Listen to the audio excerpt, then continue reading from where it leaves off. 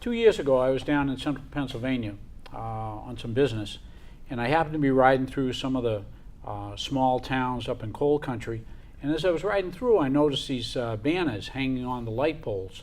And first time I went by them, I said, yeah, okay, I really didn't pay too much attention. But when I had to come back through the town, I pulled over the side of the road and took a good look at them and noticed that they were banners of veterans from that town. And I started looking around, and they were everywhere. There must have been 75 or 100 of them. And I was very impressed because this town, later on when I got home, it looked like a small town, but I looked it up on the internet, and there were only 3,000 people in these towns. So, wow, 3,000 people put up a display like this? That's quite an honor to the veterans. So I came back to Bridgewater, and I spoke to my friend Bill about it because I knew he was involved with the VFW here in town. And I said, Bill, this is what I'd like to do. What do you think? And he said, come on down to the VFW and present it to the guys. And you want to talk about my reception there? Sure, I'll be glad to. Well, I brought it towards the VFW when we had our meeting there a couple of weeks ago. And I mentioned what David Moore wanted to do in town to put all these posters up. And I thought it was a great idea right from the beginning. And now we have about 4 people in our VFW who are getting posters who will put them up on the poles. And we're all for this program, and I think it's really going to work good. And it's going to go right through the 18 all the way down to the Common and back up again. So it's going to work. Yeah. I know it will. Bill, do you need to be a member of the VFW to get a poster up? No. All you have to do is be a veteran in Bridgewater one time or another. Okay? You don't have to live in Bridgewater, but you have to have affiliates in Bridgewater at one time. And then you can get the poster up. You can get it for yourself. You can get it for your father, your uncle, your brother, your friends, as long as they were a veteran and they lived in Bridgewater. Okay. Very simple. And we have applications. I have one right here. And this is the brochure that's in the middle of it. It gives you all the information you need to know about this whole program. So go for it. Everybody else is. And I feel like it's a great educational tool as well for kids that are growing up in middle school and high school. Maybe there could be projects dedicated to some local veterans. And maybe some grandkids finding out about their grandfather or great-grandfather can do so through this program. Right. Yeah. I think it adds a dimension to our honor programs for the veterans in that we're putting an image on the poster. So you can see that everybody knows it was a real person, obviously, but to see the veteran's image on a poster, I think it means a lot more. You really can relate with the person on that poster. In this case, I've got my dad up there, and I'm looking for other people. You don't have to be, as Bill said, you don't have to be deceased or active military. You can be, or whatever. But just as long as you have that Bridgewater connection and that you be a veteran. One of the other things that motivates me, a little personal story. A young man that I went to school with from the 2nd grade right up, and we went through college together. He went to Vietnam in 1969. And the last night that I spent with him before he left, it was just before Thanksgiving, he said he was concerned. The biggest concern he had was that if something happened to him, he was the last of his family name that he knew of, and he was an only child. His name was Chuck Kassock, and they lived down next to the Riviera. And unfortunately, 7 months later, he died in combat.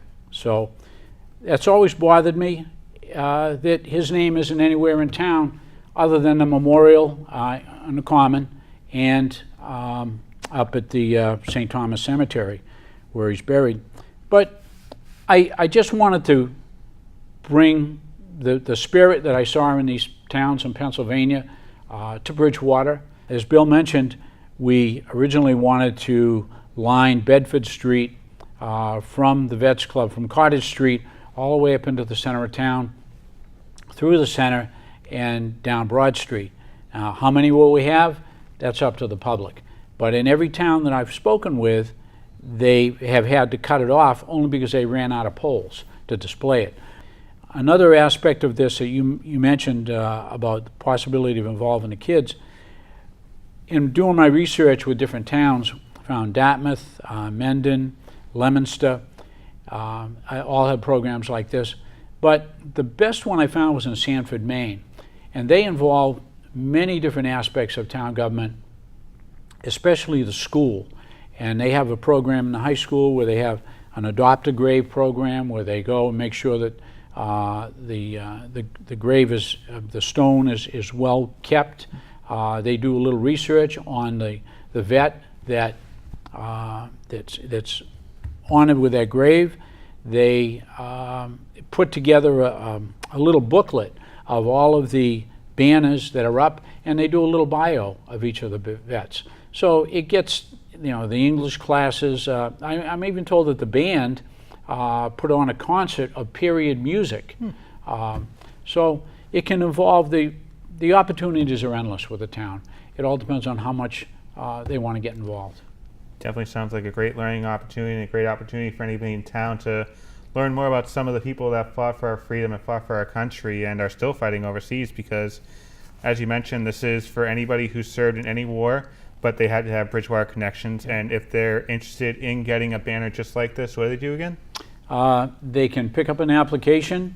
We hope to have some of them at the town hall. We may have some brochures at other businesses, possibly down at Roach Brothers and so forth. Or you can go on Facebook if you frequent there. I'm not a big frequent Facebook user, but there is a Bridgewater Hometown Heroes page on Facebook, and the application is on that. And you can also go by email to bhhbanners at gmail.com.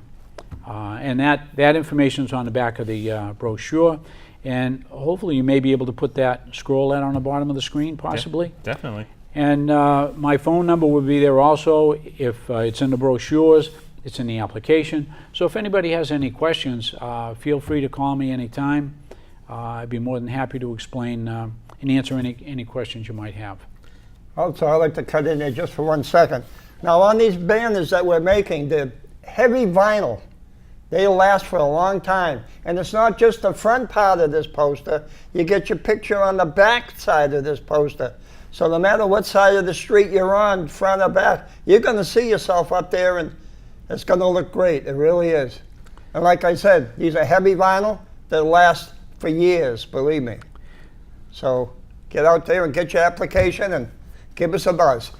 We had a gentleman called us the other day who has 2 sons that have served in Iraq and Afghanistan, and he wanted to have one of his boys on one side and another boy on the other side. I said, sure. They're home, they're safe, and we want to honor them, so we'd love to have we'd love to be able to display their poster.